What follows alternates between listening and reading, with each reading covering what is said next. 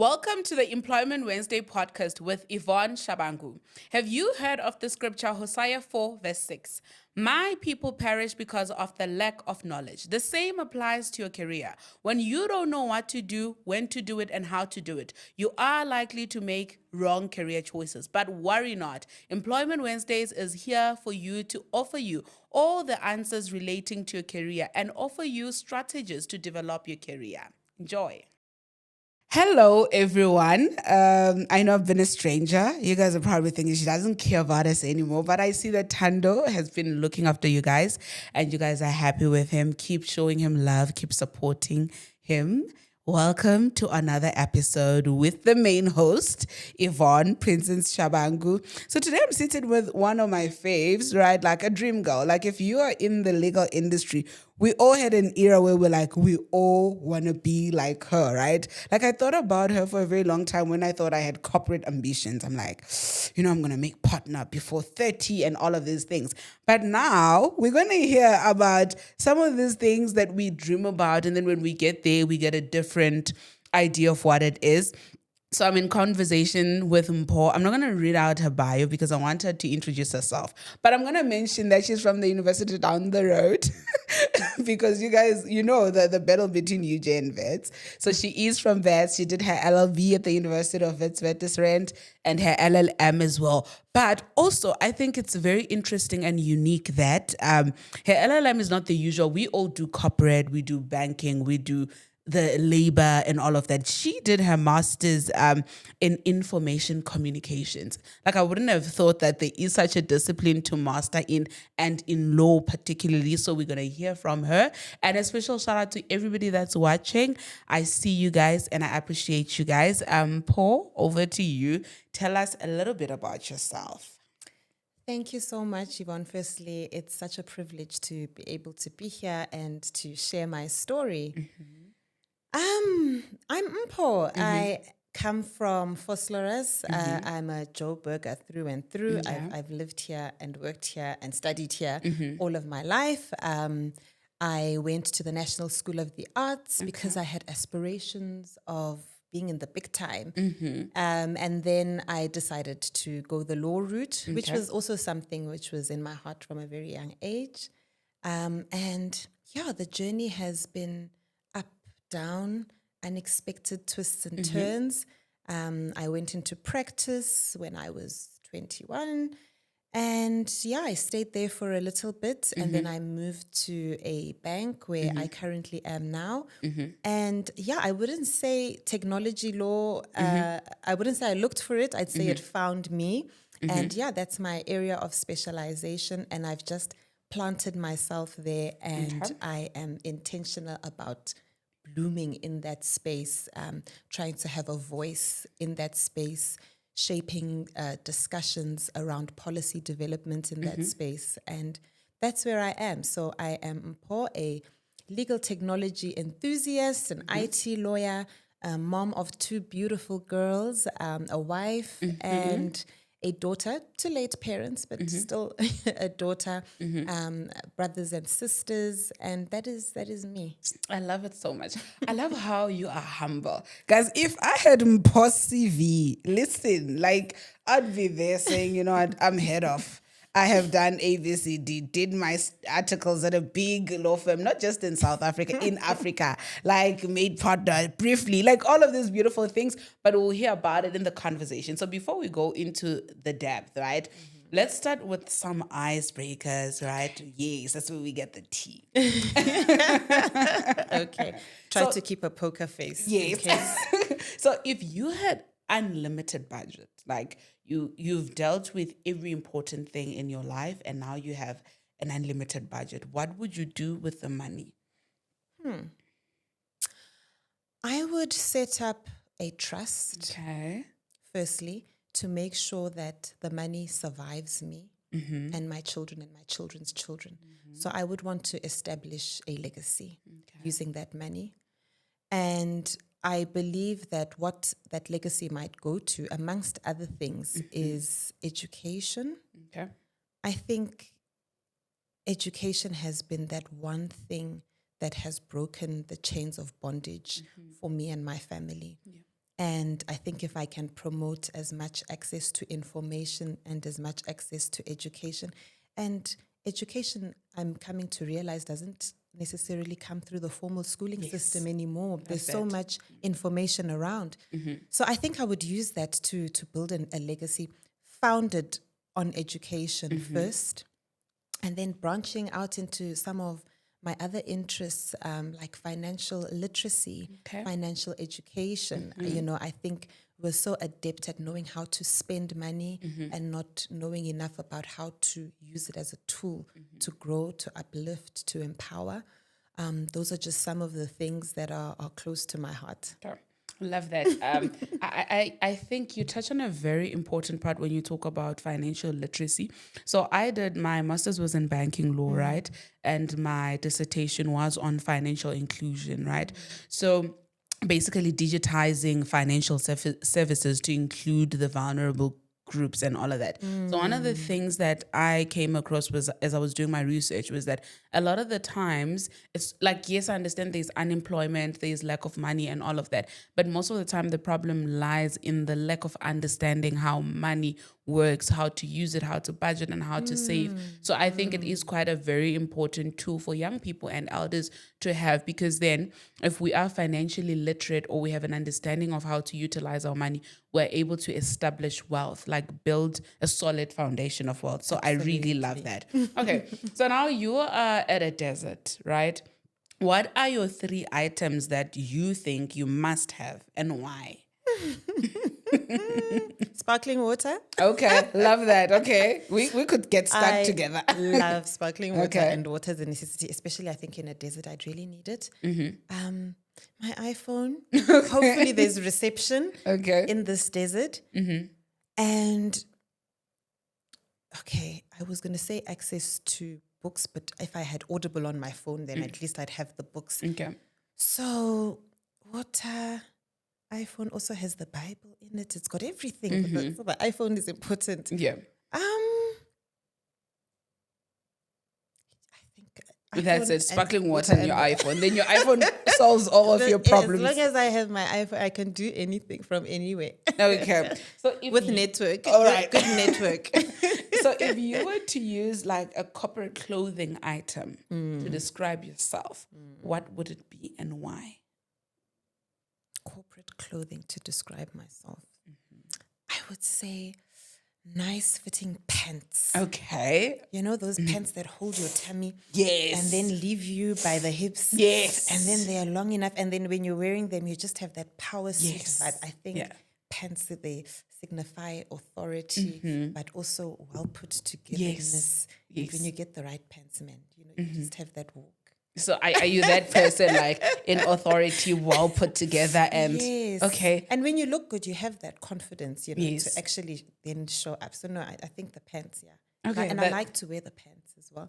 Okay, that's amazing.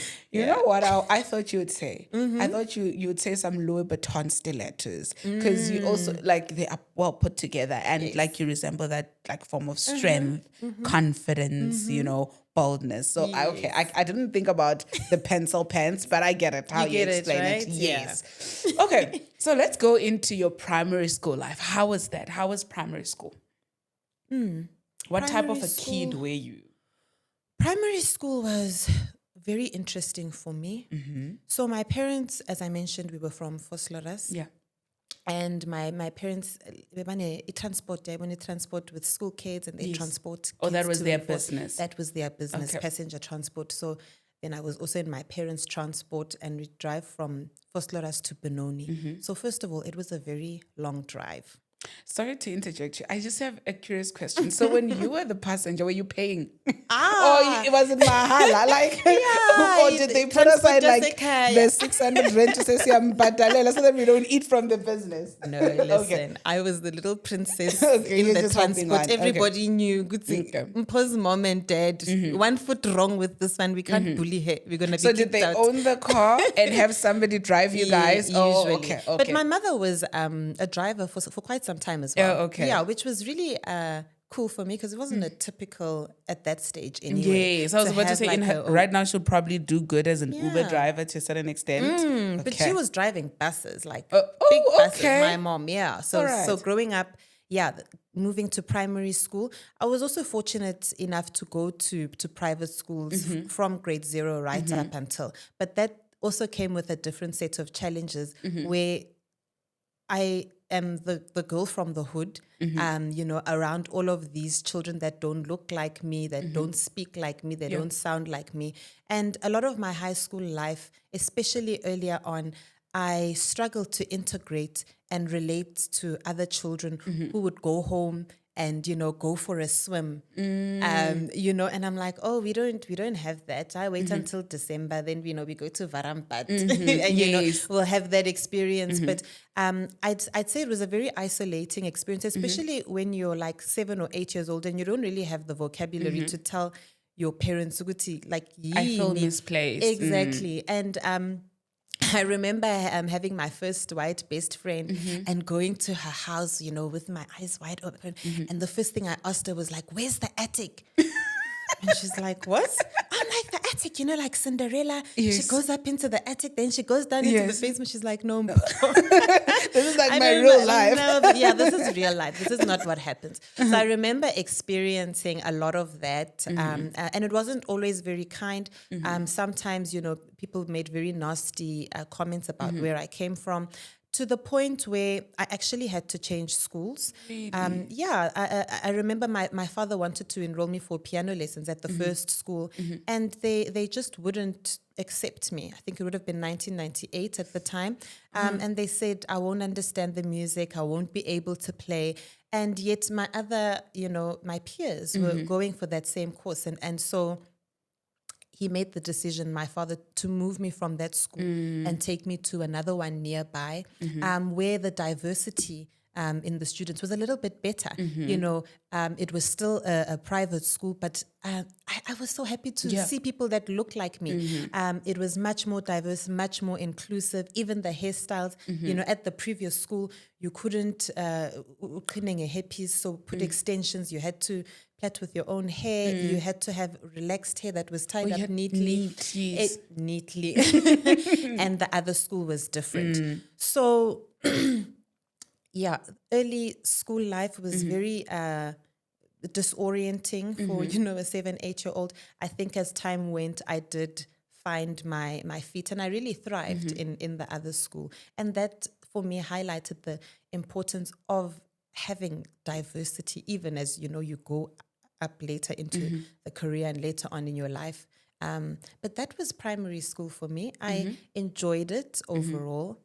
I love how you touch on something very important that I think we struggle with. It's a discourse currently in South Africa that you can be from a middle class but still be struggling. Like, because sometimes, like, when we are seated with our people of color, you look like, for a lack of a better word, like, you guys are bad. I just, you've got your own room, right? And then when you transition into the other side where people are wealthy or richer or better, you also can't fit in because you're like, okay, but we don't have a pool. Yes, I have my own room, but I use normal black and white bedding. I don't have to choose both Cinderella and the likes. And I think I do pray and hope that we do get to a point where middle class is actually defined as what it is. Because I remember there was something that trended a few months ago where they were talking about how it's so sad, like teachers and principal, it's so sad how they can't qualify for NSFAS because of the salary bracket. However, also they can't afford private education for their children. So it's like you're middle class, but it's like it's a disadvantage. So it's sometimes almost better being you're clearly poor or you're clearly One rich. or the other. Because being in the middle, it's like you can't qualify for some of the benefits that the poor or the ones that are less privileged get, and also you can't qualify for some of the benefits that people that are wealthier or richer get. Absolutely. Okay, what is your fondest memory of primary school? The story that you tell. Are your girls older now? 2 and 4 They years 2 old. and 4. They're still So quite the stories that you're gonna tell them at least at grade 1 to say, you see your mom. This is what happened. I remember one day. Sure. Primary school, I think when I try to think back, I think it was the the foundation of my faith was really established there. It was a Catholic school. I grew up Anglican, but it was a Catholic school, and I was in the choir there. And I think my fondest memories were sort of forming that early relationship with God. And I think the reason it stands out so much for me now, and it wouldn't have maybe say 5 years ago, is because I've recently made a bigger return to my faith. And when I think about where those foundations were really formed, it was in those formative years that, you know, between 7 and 13. I think that is the biggest takeaway that I'm going to tell my kids about. Okay. Love that so much. So you say that you're in the choir. Can you sing, or were you just like in the choir because you know the nice thing about the choir is that you can blend into the sea of voices. Okay. I think that's what happened. I can hold a note. Okay. But within a choir. Oh, okay. So you're not Don't the ones make to me lead hold the it song. alone. No, Okay. yeah. But All I right, could if I really had to. Yeah. Okay. What's your favorite song? Hit us with it. It ranges which genre. Okay. I love so many genres. I'm a Beyonce fan. I sometimes listen to, you know, Avril Lavigne. I was listening to Avril Lavigne on the way here. I've got influences from my brother, KRS-One, Okay. you know, those like, so I've got a very big repertoire. Oh, you okay? Okay, no, it's fine. We'll leave the note for some other time. Yeah. Okay, so you go into high school, right? How was your high school like? What did you want to be? What was the plan? Because I mean, in high school, we start being asked, what do you want to be? Like, what was your thing in high school? Oh, I loved high school. I felt like I belonged in high school. I never had that sense before because of, you know, what I've outlined. But when I got to NSA, the National School of the Arts, I just felt so embraced. It was a very embracing school. Yeah. So many different people, so many different backgrounds. You know, somebody was drawing and doing arts. Somebody else plays ballet. You know, somebody else is playing the flute. And I'm here doing drama. And so it was this melting pot of diversity. Yeah. And I really got there, and I felt like being different was a good thing. It was a place where being different was good. Yeah. And I loved high school. I wanted to, so I was very conflicted when I got there because I played the piano, so I wanted to do music and continue studying music because I had started. As a career? As a career, yeah, Okay. because I was starting to play classical and get trained classically just as I was arriving. But I also had this thing that I wanted to study drama. Okay. I wanted the big screen. I wanted to be on theater, and I wanted to be a star. Okay. I believed that I was born to be a star. Yeah. And so, yeah, I did drama. Couldn't live at school because my parents were strict. They were like, you will commute to Bramfontein every day. Okay. Oh my God, it's so fun. So there's I have people who to walk actually to stayed at North. school. Yeah, because they had boarding facilities. Oh, And okay. yeah, that's you, Anna. So we're going to find you transport, you know, umntwana with transport. Yes. Your whole life. And so, yeah, I wasn't a boarder, but the boarders looked like they had so much more fun and they formed these relationships. And so high school was good and drama was good for me. It helped to build my self-esteem. It helped to build my confidence. It helped me to articulate myself, express myself. You know, I learned about freedom of expression, freedom of being different. I learned about Greek mythology. It was a fun time. And I just remember thinking, I want to be an adult. And now I'm like, no, I should have paid more attention when we were doing Greek mythology because that stuff was so cool. Yeah. And so, yeah, cool is the word that just encompasses my high school life, stepping into myself, understanding myself, but also a tumultuous time personally because so while we were living at Vosklaras, we had moved to Boksburg because my parents' business was doing really well and they were doing really well. And around 2008, when the global crisis hit, I would have been in grade 11, I think. Yeah. We lost everything. They lost all of so that by this time they had buses, a number of buses, they had an office, they were employing, a lot of people, I think maybe about 10 to 15 drivers, living in the burbs. And this crisis hit and, all their contracts, which they had, shuttles and, transporting people came to a halting stop. And we had to move out of our house, move back into the hood and de-escalate and readjust our lifestyle. All while I'm getting prepared because I'm in grade 11 now. I'm gearing up for matric and then go into varsity. And then this devastation hits my family, and it was hard. It was hard for them. But, I really commend my parents because they were the kind of parents where they didn't take us like children, They would speak to us like, this is what's going on. This is what's happening. Life is going to change. We have to move here. We have to do this. Mommy, I want the new this or that. She's like, here's the budget. Come, my child. Let's look. The bond, the groceries, the living expenses. So what should we move around? Let's help each other. Yeah. I'm not saying no. And then I'd be like, yeah, I get it. It can pass. So that was high school. It was good on a personal front, and then a lot of life changes. And I think going through that kind of a life-changing event can also shape a lot of your belief systems, a lot of what the views you form even around money, around scarcity and abundance. And so, that was high school for me.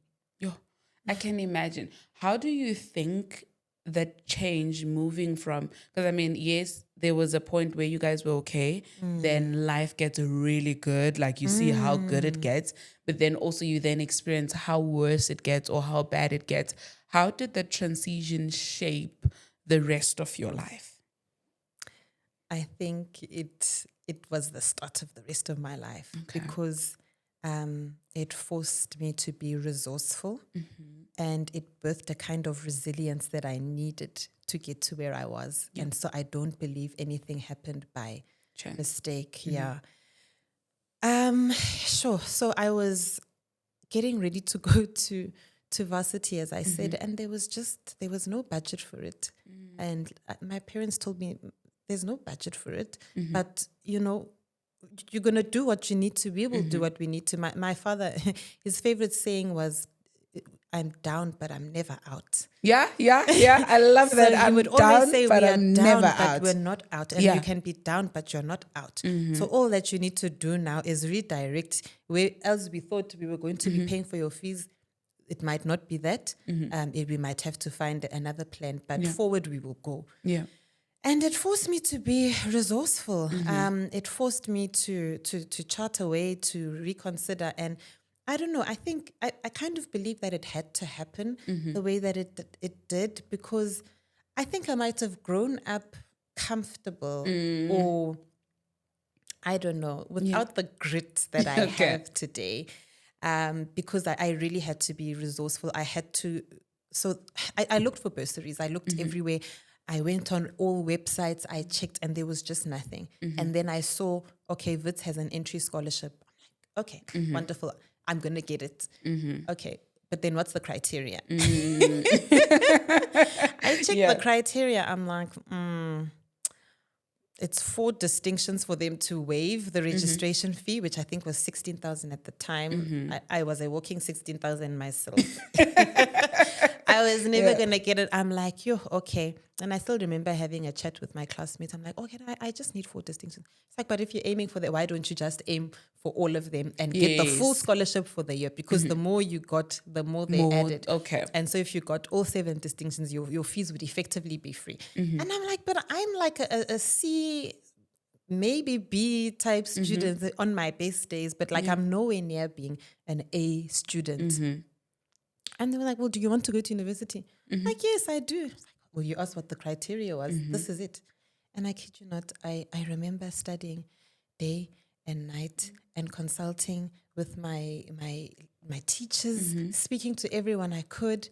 And the resounding advice at the time was study past papers. 30 past papers, 30 past Yeah. papers. I swear I could wake up and recite as a past paper from heart, because for me it was the only option. It was the only way, and I got them. I got those 7 distinctions. I don't know how, but I wrote it down. I remember I didn't even know about writing goals down and looking at them and visualizing every day. Yeah. I didn't even know that that's what I was doing at the time, that I was writing down a vision and doing a visualization exercise of what does it look like when I achieve this. Okay, I get to the school and I figure it out.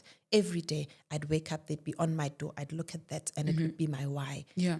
Every day, I think it was from July when we wrote prelims right up until December or January when the newspaper came out. And I remember having such a singular focus that, when our matric dance came, and my parents were like, "Oh, we'll see what we can do." We'll You were get not you. I was like, interested. you know what?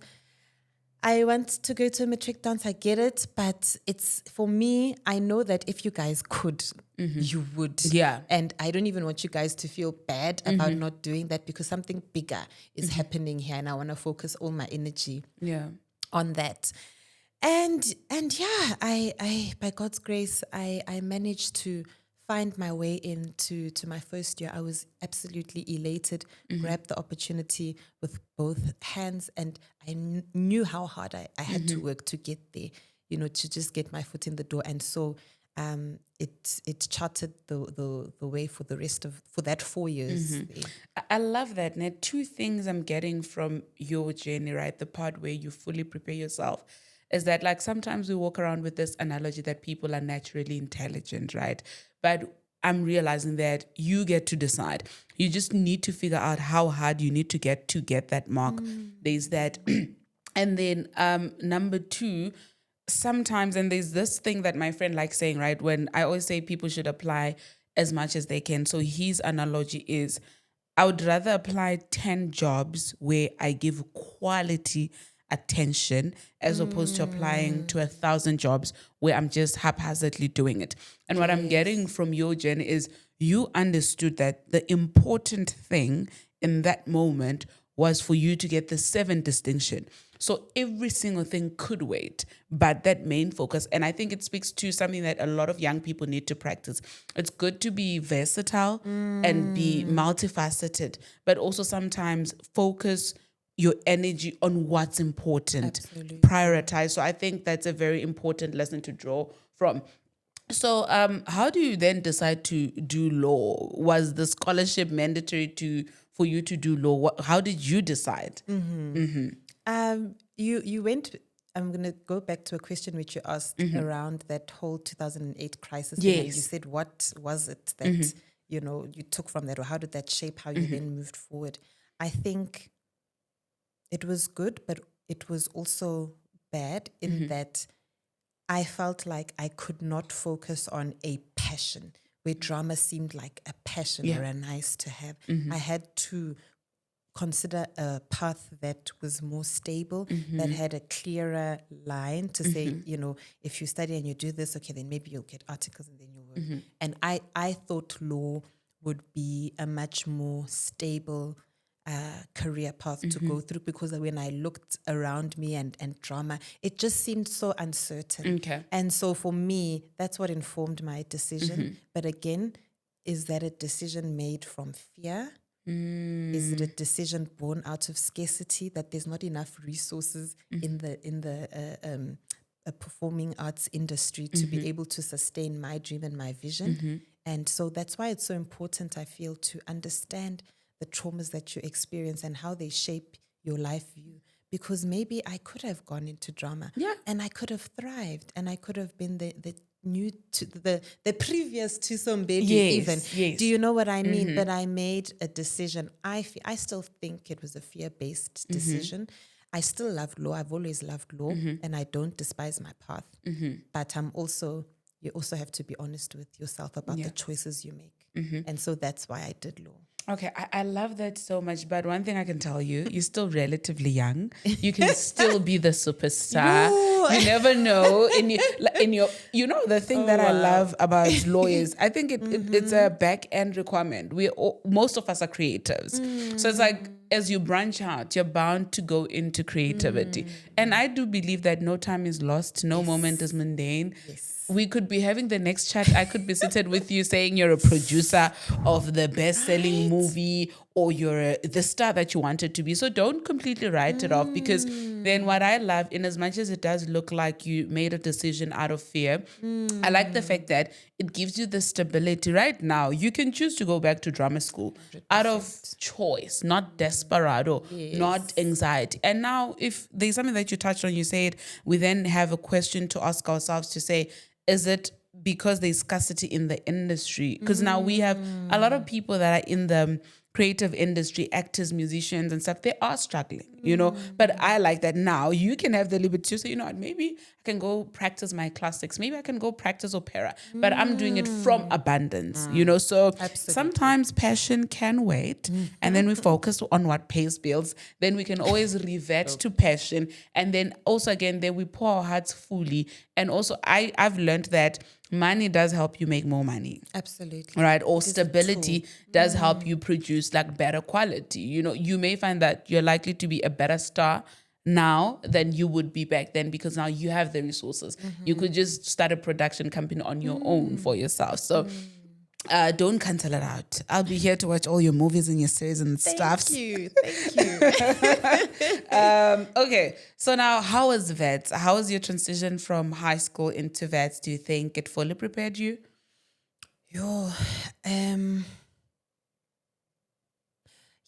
Wits was how was Wits? I'm trying to rewind back and think about how I felt going into Wits.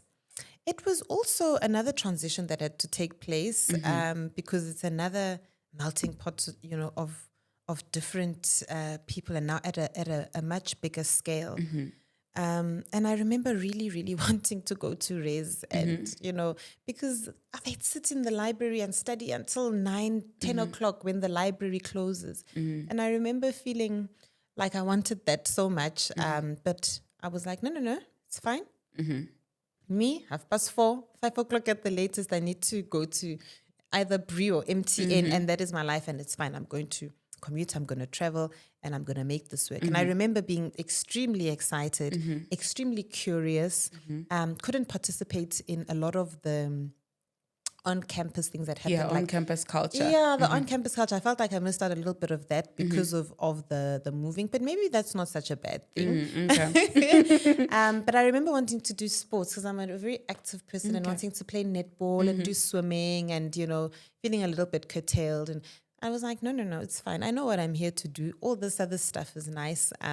But okay, I know my focus. And I remember being very excited, very curious. And I remember in second year, the career fair came. I'm like, this is what I came for. This is the main thing. You're keeping the main thing, the main thing. And I remember this one law firm, their board was like a lion. And it said, you have to work for us. We're the biggest, we're the best. And I remember going there, how do I become the biggest and the best? Like, what do you want? What do you need me to do, to get here? And I still had a few of my friends from high school. There was like about 4 or 5 of us that actually went to Wits. Together. Yeah, together. And I think having that group was really good because we really stuck together. We studied together. We pulled each other through. And it was a lovely experience. And it also exposed me to another interest of mine, which is English literature, because it was compulsory to take that English course in first year, even if you were studying law. And I remember thinking, if I'm a rich housewife one day, I'm going to come back and finish this English literature course because I love reading. I love books. I love that so much. but it was a lovely experience. It was a lovely 4 years for me. Lots of hard work. You know, the Wits edge Yeah, is yes. real. I remember And you conquered it, not I once, conquered twice. I conquered it. Yeah, I remember thinking, I can't wait. I can't wait to finish being a student so I can finally be an adult. Yeah. Again, big mistake. No, I hear promise you. you, nobody believes you when you tell them that you're never going to have it as good as you did when you were a student and you were in high school because you were immersed in all of this knowledge and information and you're in a hurry to grow up. You know, the grown-ups want to go back. Yes, no, that is so The grown-ups true. want to go back. That is so true. So did you know what you were going to do with the degree? Like, okay, so now we've established we're doing law and law firms are coming. Did you know your various options, or it was a thing of everybody wants to be an attorney, I'm also going to be an attorney? I watched Legally Blonde. Okay. Reese Witherspoon doesn't know what she did. Hey, Okay. she's got a whole group of. So I mean, I knew law had a number of other careers. My biggest role model was one of my mom's friends. She was a magistrate, and I just loved how well put together she was. How she commanded her own life. She was the master of her own destiny. Yeah. And so she was a magistrate. So for a long time, I thought, okay, if I want to be like her, then I have to be a magistrate. Got to law. Watched Legally Blonde. I'm like, no, I want to be a partner at a big law firm. Yeah. So I was very clear on that that vision. I may not have written that one down and put it up on a wall anyway, but it was very much ingrained in my heart that this is what I want to do. And so from second year already, like I'm going to those career fairs, finding out how soon do you take people for VAC work? What can I do? How do I apply? Where do I go? Who do I speak to? Yeah. And so by the end of second year, I had secured my bursary. Okay. When some of my other counterparts were still asking, where do you go? And I'm like, hey guys, Mina, it's that way up. Yes. That's the only thing that, Yeah.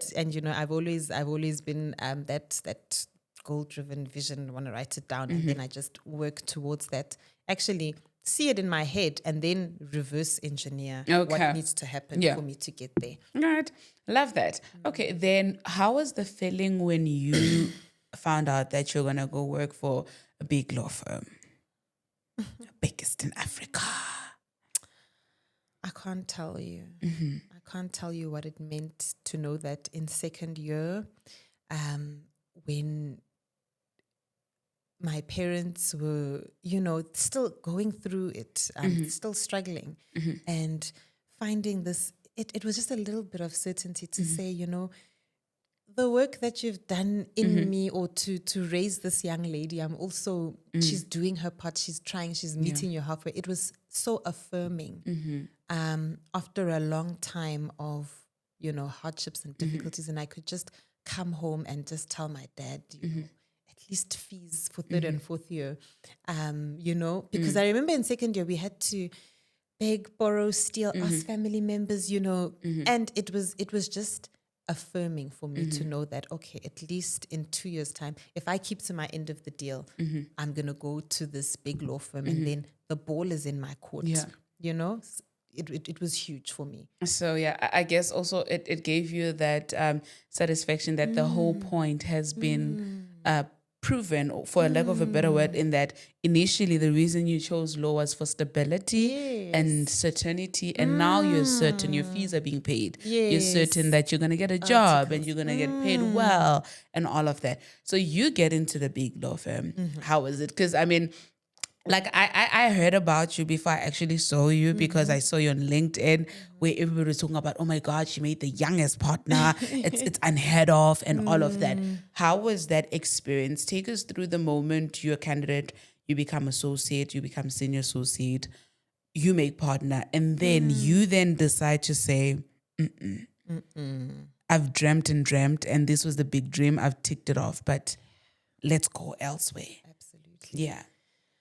Sure. So arriving at the air-conditioned offices Yes, of Santon.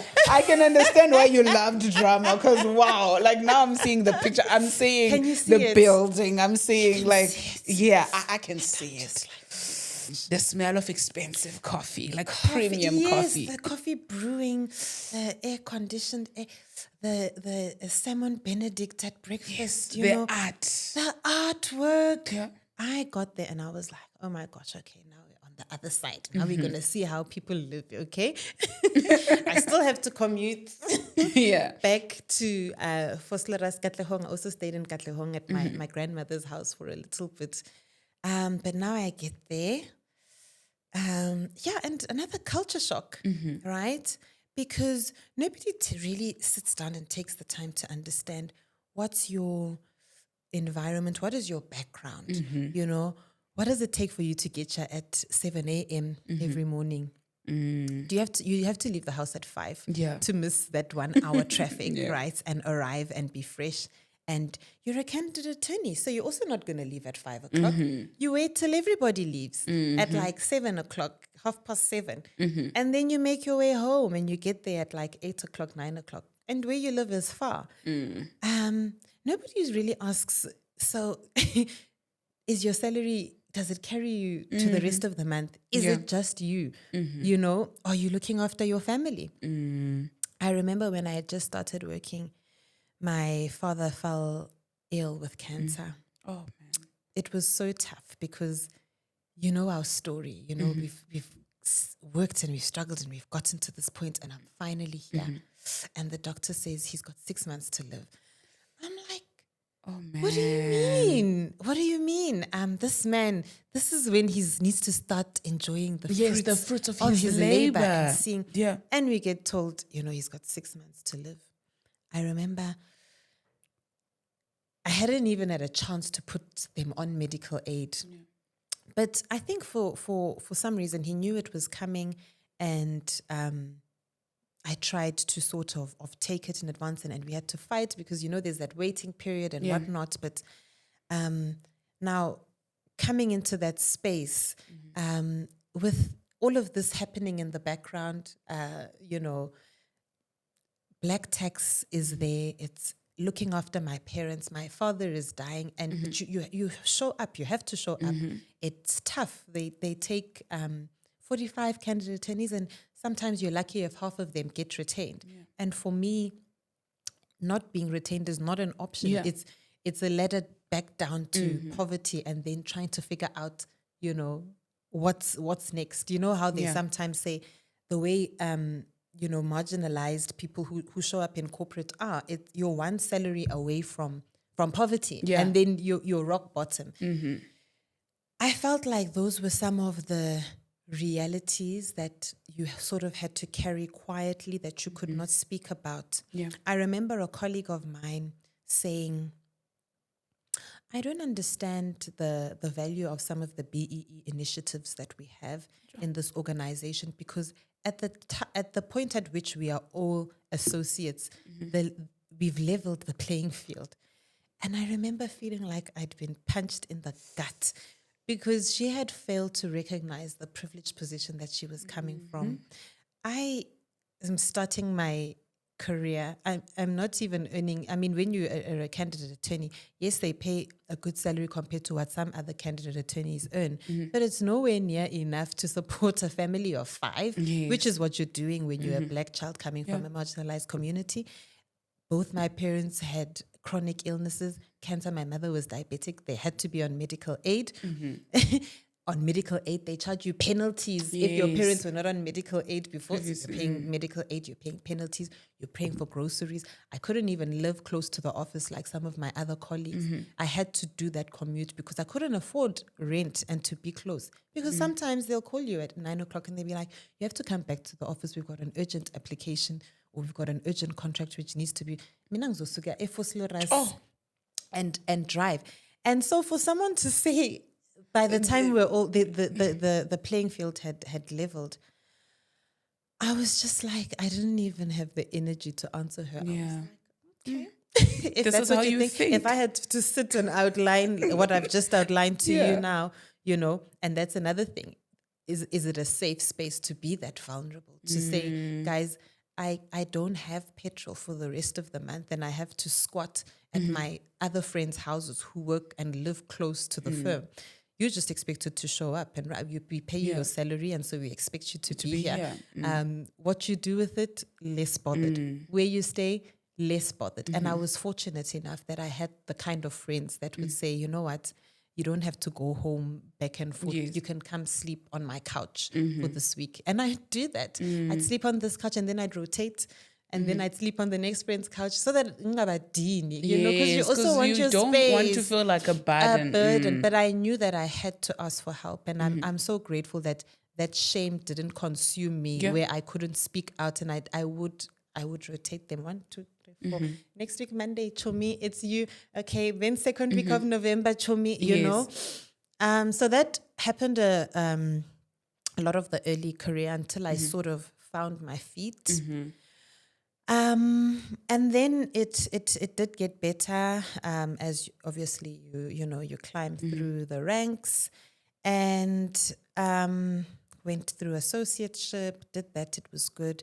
Went to senior associateship. I was also blessed to have a principal who took a keen interest in my career progression. That is a blessing. It's not something that everybody has, you know, who says, how are you doing? How are you meeting your targets? Are you doing what you need to be doing? Why are you falling behind? Tell me what you need so that you can feel supported and you're not falling behind. I was very blessed to have that. And I think that is definitely a differentiator that I speak about in my upward progression in a law firm that maybe other people didn't have. How long were you senior associate? You know me, record time. Very fast, quickly, fast. Remember, I've got that vision. I want to be partner. So I asked very early, so if you want to be partner, you do what? And it's a minimum 2 years associate, minimum 2 years senior associate, and then, you make partner. But you have to be damn good. Yes. So I knew. So I also told my boss that this is what I want. This is what I do. And I'll do what I need to, I don't have kids. I don't have a husband. I'm single. You can work me to the bone. Yeah. And he did. And he did. So I did the 2 years of being an associate. Then in my first year of being a senior associate, at the time they had sort of a BEE initiative as well there, where if you don't do the full 2 years, you can get an acceleration if you're really good and you prove exceptional. yourself. Yeah. So I did just 1 year of being an associate, which is why it was such an exceptional path as compared to the 2 years that everybody does, procedure. And then the other 2 years of being a senior associate. So I was able to do it one up on record time, because then it was 3 years of associateship, ultimately then arriving at partner. And I want you to paint a picture of that day, right? You're young, like it's just after your mid-20s. And then you receive, I don't know if it was a letter or a meeting, that you have made partner at a big law firm in Africa. What was your response like? How did that make you feel? My father was late. It was again a bittersweet moment, because that's when you miss those people the most, right? And so I reflected a lot on just the journey that we had traveled together, and wish he could have been there to see it. But my mom was still around then. She's late now, but she was still around then, and she was so immensely proud of me. I was so immensely proud of me, because it hadn't always been an easy journey, because, even through losing my dad, I still had to keep my eye on the prize. I still had to show that resilience and that grit, even when it was tough. And so again, another stamp of affirmation to say that, it hasn't been in vain. And here is the fruits of the seeds that you've sown as well over the last, 5, if you include varsity, about 9 years or so. So it was amazing. I love that. The achievement itself, getting there itself was. Okay. So I want you to take us through the part. You get into it. 2 challenges you faced and 2 advantages. And how do you get to the decision to say, you know what, maybe this is not as glamorous as I thought. Let me take a different path. Okay, I'll start with the positives because the brain always defaults to the negative. Yeah. It's easier to talk about the negative. I think what getting there did for me at that age, I was 27. For my personal brand, I think it really made people sort of light up when I came into the room. And it sort of established me as an industry expert within the specialized field of technology law, right? A Black woman doing technology law. A lot of the time I would, go with my principal or go with my team, and there weren't other people who looked like me in the room, And I've also, I think I'm a bit more intentional about my brand now. But at the time, I think I tried to make a lot of noise around that and celebrate that milestone to inspire other people to aspire towards that and to get into the space and so that I also look around and there's other people who look like me. And so I think that's what it did for me. It certainly helped build and grow my brand and sort of put me on the map as somebody who does this. And it was good because that then helped me with my transition, right? Okay. Excuse me. Then the challenge is it doesn't have to be 2. I can list 10. But I'll cap it at 2. Okay. I felt like I got there. I got to that role at the top and I felt extremely lonely and isolated. I get there. There aren't a lot of people that look like me doing what I'm doing. I get there and I understand that this is about marketing and building a business. And I haven't set myself up properly for business development because as much as I was technically trained, when you get to that level where you're a partner, you're also a salesperson. You need to be able to go out and draw your own clients. And so where some people come into that space and the networks are already built for them to tap into, I found that, okay, I'm a young Black woman. I'm going to have to build some of my own networks from the ground up. And that realization hit me like a ton of bricks. Yeah. And so I had a choice to make at that point is, do I stay and fight? And at that point, I felt like I'd been fighting since I was that 18-year-old girl trying to get, those distinctions. And I wanted to start a family. I had just gotten married. I was so stressed. Sometimes I would break out into hives, and I made the decision then to pivot out of practice and go in-house. And it's been the best decision that I've ever made. I love it there. What do you do now? Briefly. Okay, so I work for a financial services institution and I head up the legal department, the IT legal department. Okay. So we do a lot of it's a bank, so their core banking platforms, their software and licensing contracts, anything to do with IT, basically in a bank. And it's a very exciting area to be in now with all of these emerging technologies like AI, like blockchain.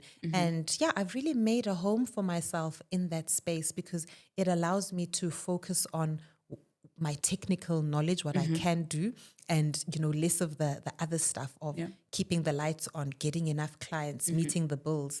And that's what I do now. And I love it. I get to work with another range of dynamic people. I get to train people up. Mentorship and training is also something that's very close to my heart because if nobody had held my hand and mentored and trained me, I wouldn't be here today. And so my current role allows me to do that. Okay. Love that. Thank you so much for sharing that. And then there's something that you touch on, right? You say you had to make the decision to actually decide that you were going to leave that space because it didn't make you feel okay and you're not in the right space, right? How did you reconcile yourself with the fact that it's okay? Like, because I mean, you could have crucified yourself to say, but you worked 9 years to get here. Why are you dropping the ball? Because somebody could have said, how? You're 27, you're making partner, and you're Yeah. leaving to go in-house. Why would you want to go in-house? How did that make you feel? How did you reconcile yourself to that? I really struggled with that. It's, as you put it, it's what I'd wanted for so long, and Yeah. then you get there, and it seems like you're throwing it away. And my husband was my voice of reason, actually, in that moment, and he said, "It's okay. Yeah. Why are you holding yourself to this standard that no one has put up for you, that you've put up for yourself? It's okay to pivot. It's okay to take a break." I think I'd been operating in survival mode for so long that I didn't even recognize that that's what it was, that I'd formed these limiting beliefs around what I can and can't do. And I really believed I couldn't leave. I'd come home and I'd just be crying every day. And he was like, do you know that you're in a prison that has no walls? And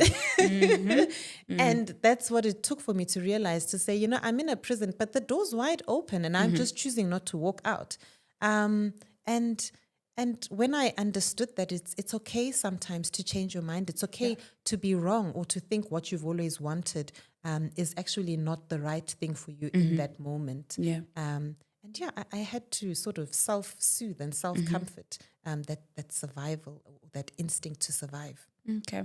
Love that. Thank you so much, Mpho. You spoke about how much you love reading. What is that one book that you think every single person should read, and a movie that sums up your life story, and then wrap up with words of encouragement? The books are too many.